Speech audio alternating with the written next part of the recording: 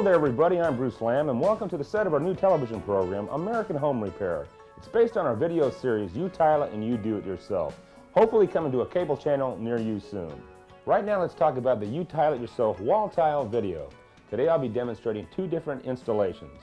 One over green board drywall using an organic mastic. Another I'll be installing over a backer board using acrylic mortar admix mixed to thin set mortar. This thin set mortar and acrylic mortar admix combined will allow you to tile over most surfaces. Now let's watch the tape a few times before you get started and review it while you're working. This way you understand each step fully. Let's get started, shall we? Using power tools. The following power tools should only be used by those who've had the proper training and are familiar with the power equipment being used. The first example of cutting tools is a wet saw. The wet saw cuts using a diamond chip blade and is water cooled. You can rent one of these saws in most rental yards, and it's designed to cut all types of tile.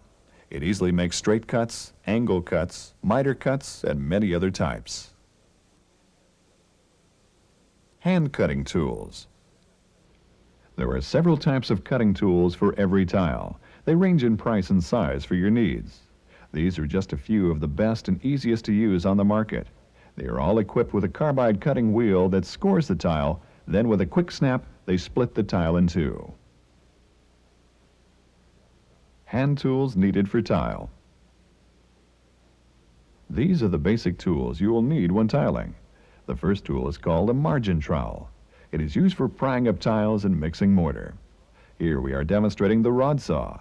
The rod has small carbide chips attached to it, which allows you to saw through the tile. This works well with most softer tiles. The next tool you'll need is a notch trowel. The notches on the trowel come in different sizes to measure the correct amount of mortar to be applied to the surface for the type of tile you are using. Here we have the tile nippers. The cutting edge of the nippers have carbide teeth that are used to bite off small pieces of tile. Mark a line on the tile you need to trim and bite off the small pieces. Use only the edge of the nipper's teeth as shown for smoother cuts. For grouting, you will need a rubber grout float. This is used to spread the grout across the tile. You will also need a large grout sponge for cleaning your tile. The remaining tools you may already have, like a pencil, a tape measure, a chalk line for marking your working lines, and a carpenter's framing square and a long straight edge. You will also need a couple of large buckets, some rubber gloves, and good eye protection when cutting tile. We are going to show you two standard tub enclosures, which consists of a 5-foot-long tub. One tub will have green board drywall as its backing. That is the most economical type of backing. We will tile just above the shower nozzle. The other tub enclosure has a concrete backer board as its backing, which is by far the best backing for many years of use. This tub has a window in the back wall, and we will tile this one to the ceiling. Here we have some examples of backer boards from custom building products called floorboard, glasscrete, and wonderboard. Floorboard is 1/4 of an inch thick, glasscrete is 1/2 an inch thick, and wonderboard is 7/16 of an inch thick. These products are compressed Portland cement and expanded shale aggregate sandwiched between polymer-coated glass mesh reinforcement. Backer board can easily be cut with this carbide tip scoring tool and a straight edge. Score along the straight edge and then snap it the same way as you would drywall. For cutouts and holes, use a chisel to break through the fiberglass, then with a hammer, break through the board. You can use a portable mini grinder equipped with a diamond blade for other types of cutouts and thin cuts. When covering plywood or vinyl, first spread a mixture of thin set mortar mixed with acrylic mortar admix over the surface. Place your backer board over the mortar and fasten it down using either 1.5 inch galvanized roofing nails or 1 1/4 inch wafer head screws with corrosion resistant coating. Place the panels so they are not touching, 1/8 to 3/16 of an inch apart. The nails or screws should be placed every 6 to 8 inches apart on the perimeter throughout the field of the board. Layout and planning. The layout procedures are the same for all wall tile installations. We will be marking a center and level horizontal working lines to set our tiles within. We'll refer to this area as a course of tile. After you set the first course in, it's just a matter of repeating the first steps over and over again until you've finished the entire wall. To establish the height of the course, first look at the tile you're using. A course is usually about 1 foot high. We're using 4 1/4 inch wall tile, which have little spacers built into the tile edges, which are called lugs. The lugs give you the proper spacing you need to establish your grout joint. We will lay the tile out on the floor and measure the exact measurement of our working course. We will use this measurement throughout the tile installation. Most tiles come with a variety of trim tiles. This is a standard bullnose tile. It also has a tile corner called a double-sided bullnose or outside corner. Here we have a piece of radius bullnose and a tile called a quarter round. These are used when you're tiling over backer board that has been installed over an existing wall. They cover the edge of the backer board quite nicely. The first step is to make sure your walls are smooth and clean. Scrape any debris from the surface with your margin trowel and use a drop cloth in the bottom of the tub to protect it. Next, familiarize yourself with the vertical walls with your level. This way you'll know if the walls are leaning in or out. Next, find and mark your center point on the back wall. This tub is 58 1/4 inches wide, so the center line is at 29 1/4. Make a mark at this point. If you are only tiling just above the shower nozzle, you must measure the pipe wall to see where the pipe for the shower will land. This is not necessary if you are tiling to the ceiling. Most shower pipes are about 60 inches from the tub. Next, lay some tiles along the straight board to see where the tiles land along your tape measure. Use this layout to see where the full tile will be at the top. If the pipe is at 60 inches, one more tile will make our layout at 66 inches. Using this measurement, make a mark at 65 inches above the tub, and with your level extend this line across the back wall. This is as high as the adhesive will be. If you place the top working line at 66 inches, you may get adhesive above the tile line, which you don't want. Now extend your center or plumb line up to the top line. Next, establish your line for the end walls. This tub is 29 inches wide, so on the layout stick you can see full tile will be 35 inches. So make your adhesive line 34 inches wide. Using your level, extend this line up and across the top. Now look at the pipe wall. If it is the same, repeat the previous steps. But as you can see, this wall is smaller in width than the other wall. Just extend the marks across the top, and when you begin to tile the wall, start with your bullnose tile at the outside edge of the wall and work inwards towards the back wall. Now let's figure out how we want to lay out the tile.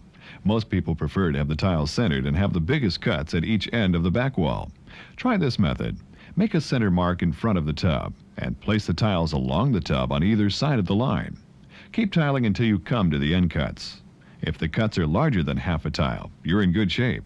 If they're smaller than half a tile, remove one of the end tiles and move the entire line down 1/2 tile. Then you will end up with an end cut larger than half a tile. Next, check the horizontal level of the tub. As you can see, this tub is in good shape because the bubble on the level is exactly in the center of the two lines. If your bubble is off to one side of the two lines, your tub is not level. Your first course measurement must be marked from the lowest point of the tub. You must establish which side is the lowest point of the tub. The lowest side can be found by lifting one side or the other of the level until the bubble is in the center of the two lines. By lifting the left side of the level in this case brings the bubble back to the center point of the two lines. Therefore, the lowest point of the tub would be the left side. You must measure your first course from the lowest point of the tub, because if you didn't, when you set your first course, it would end up like this. And as you can see, it would have a large space between the tile and the tub. If you measure from the lowest point for your first line, your tile can be cut to fit the angle of the tub like this. This method of cutting tile to fit is called scribing to the tub. After you have established and marked the lowest point of the tub, place your level on this point and mark your first course line across the back wall of the tub. Now, let's start tiling. We'll be using a 3/16 inch V-notch trowel for both the green board and backer board. When installing interior tile over unpainted green board or in dry areas, choose Custom's Acrylic 4000 Multi-Purpose Mastic. Installing our tile over glasscrete, we'll use Custom's thin set mortar, which comes in two colors, gray and white, and have mixed it with Custom's acrylic mortar admix in place of water to ensure a good bond and long-lasting installation. Mix the mortar and admix according to directions so it has the consistency of whipped butter or frosting. So when you comb it with your notch trowel, the ridges will stand up and the mortar won't slump or slide down the wall. As you can see, spreading the mastic on the green board is really no different than spreading the thin-set mortar on the concrete backer board. Now begin spreading your adhesive on either side of the line so it is smooth and uniform and across the first course. Next, begin setting your tile on both sides of the line in both directions. Then, place tiles on top of the first course, then on top of the second course until the first course of tile is in place. Next, place your level on top of the first course and straighten all the tiles to make sure the tiles are firm against the level. You may have to use your margin trowel to move some of the tiles around, carefully prying up from the bottom. Measure your end cuts and make them on your cutting board and place them in. The first course by far is the most important. Make sure that this course is perfect and you won't have any problem with the following courses. Now it's just a matter of repeating this procedure over and over again until you come to the top course or to the ceiling. Measure each course and mark your working line on the wall. Spread your adhesive and set your tile firmly. For this tub, we are going only one tile over the height of the shower pipe. So we will now add our bullnose trim tile to the top of the last row of tile to complete the back wall of this tub. After setting the bullnose in, remove 2 tiles from the center of the wall and place your soap dish cuts in.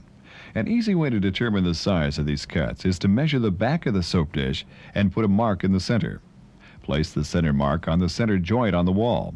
Then place a mark on the part of the soap dish that sticks out into the wall and transfer this mark onto the edge of the tile.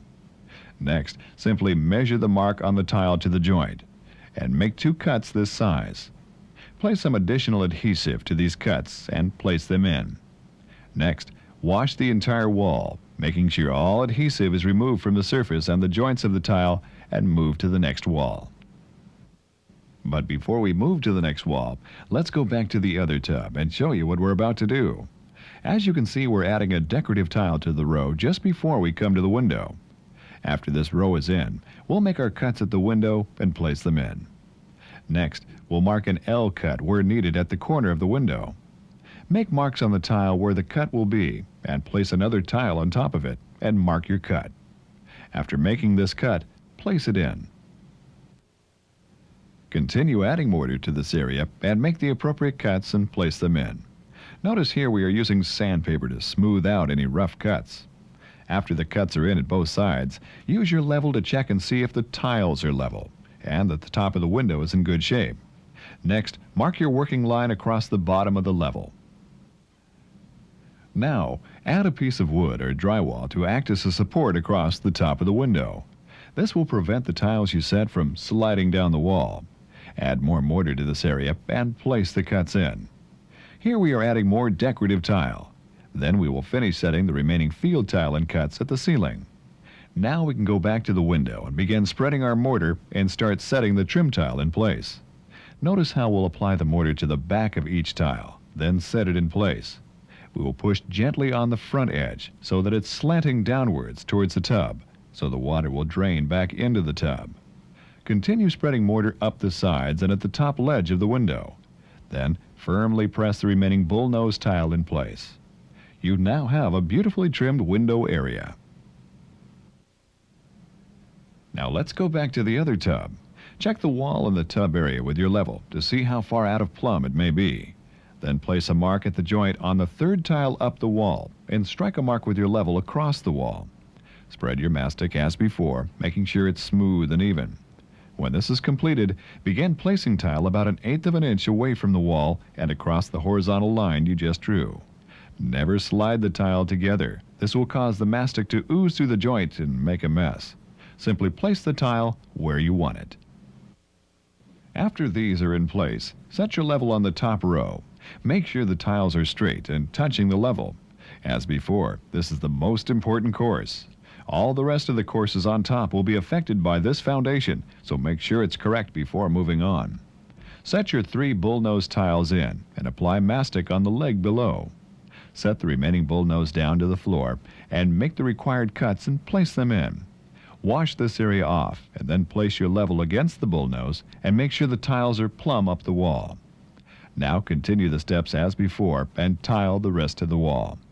Remember to check with your level after each course and keep the area clean. Finally, the last tile on this wall will be the double-sided bullnose corner. Now, let's go back to the other bath and see how we're doing. Here we have applied the same procedures but have a slight problem. The floor in this room is slanting away from the tub. Therefore, the tub is leaning away from the back wall. To keep all of our tile on the level line, we would have a 3/8 of an inch gap at the tub. To fix this problem, we will spread the tile so that there isn't as large a gap using cardboard for spacers. When this is grouted, you will barely notice a difference. When this area has set up for a while, we will remove the cardboard spacers and continue tiling up the wall as usual. Now we will go to the pipe wall. As you can see, start by making a level line across the wall 1 tile above the pipe area. Next, as previously demonstrated, spread the adhesive you are using over this area. Then begin setting your tile. When you come to the opening in the wall, take a tile and carefully mark the tile where it should be cut. Try not to set the tile on the mortar when you're doing this. Now take your tile nippers and slowly begin to nip the tile to fit the area. When you have a fit, firmly tap it into place. Continue repeating this procedure, either cutting the tiles with the nippers or the rod saw. After all the tiles are in place, check with the faucet fixture to make sure everything is covered correctly. Then finish the wall as before. Now going back to the other tub installation, we can show you the other types of fixtures to cut around. We first noticed when we measured this wall that it is narrower than the other wall, and there will be a cut. So we'll start setting our bullnose tile at the edge and put our cuts against the back wall. Start placing your bullnose tile on the edge of the drywall, about 1/8 of an inch back. Then run your tile along the level line and place your first cuts in. Then place tiles around the pipes where you can. Set your level on top and straighten the tiles out. On this pipe, because it is in the center of the tile, you can either buy a masonry hole drill to cut through the tile or use this method. Make a mark on the tile where the center of the hole will be. Then split it on your cutting board. After it is cut, mark the 2 pieces of tile again and cut out the hole using your rod saw. Then place the cuts on the wall and continue tiling. On these bottom cuts, we'll have to scribe them because the tub is running up. Make a mark where you want them cut. Scribe this cut with your cutting board. Then use your biters to trim them off. Then clean these cuts up with your sanding block and place them in. Keep plugging away until you finish the last tile on the wall. The final step before you grout is to apply thin-set mortar to the back of your soap dish and push it in place, securing it with a piece of masking tape. Allow it to set up fully before you grout. Use thin-set with acrylic additive for all soap dish installations. Now it's time to grout. Today, we're using custom non-sanded Snow White polyblend grout. When grouting tiles with less than 1/8 of an inch grout joint, choose one of Custom's 47 colors of polyblend non-sanded grouts. When grouting joints with more than 1/8 of an inch, up to 1/2 an inch wide, you must use a sanded grout. Sand helps fill the joint and prevents hairline cracks. Custom has 47 colors of sanded grout available in the polyblend formulas, which include the Classic Standard Series, the Popular Impressions Series, and the Beautiful Designers Series. All polyblend grouts are mixed with water only as the mixing liquid. Mix the grout with the water until it has the consistency of peanut butter. Spread the grout with a rubber grout float diagonally across the tile, holding the float at a 60-degree angle and press firmly. Make sure you force the grout into the bottom of the joint. Now hold the float on its edge and squeegee off the excess grout. Scrape the excess grout off into the bucket or use it on the next area. This is an excellent way of getting those hard-to-get-at areas like these corners. Allow the grout to set up a few minutes, then with some clean water and a sponge, wash the grout off. Never use too much water in your sponge. A damp sponge that does not drip works best. First, wash the entire area and smooth out the grout so it all has the same look. Then go back over the area with an even drier sponge very slowly. Clean your sponge often for best results. Let the surface dry, then take a towel and dust off the area. Next, with some good caulking, caulk between the tub and the tile. First, spread the caulk like this. Then use your finger to smooth it out. Finally, take a wet sponge and clean off any excess. Use this method where 2 joining walls meet. Well, there you have it, a beautiful tile job. Well, folks, that's all the time we have left on today's video. I'm Bruce Lamb. Thank you so much for watching. I hope this information made your projects run smoother. Bye-bye now.